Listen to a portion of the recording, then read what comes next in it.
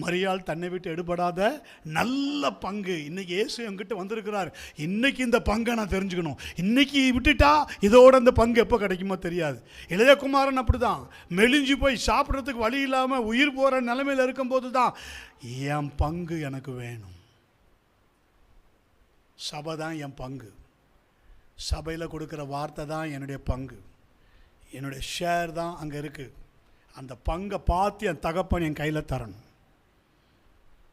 அதனால தான் பாருங்கள், ஆஸ் பெர் லா,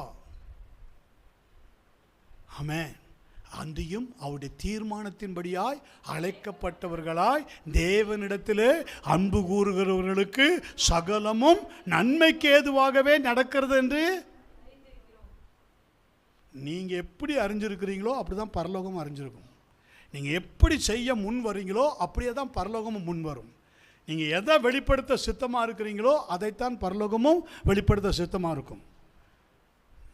நான் போகிறேன்னா போங்க, நானாக போ சொல்லலை, நானாக போகிறேன் போங்க, நானாக வரேன் வாங்க.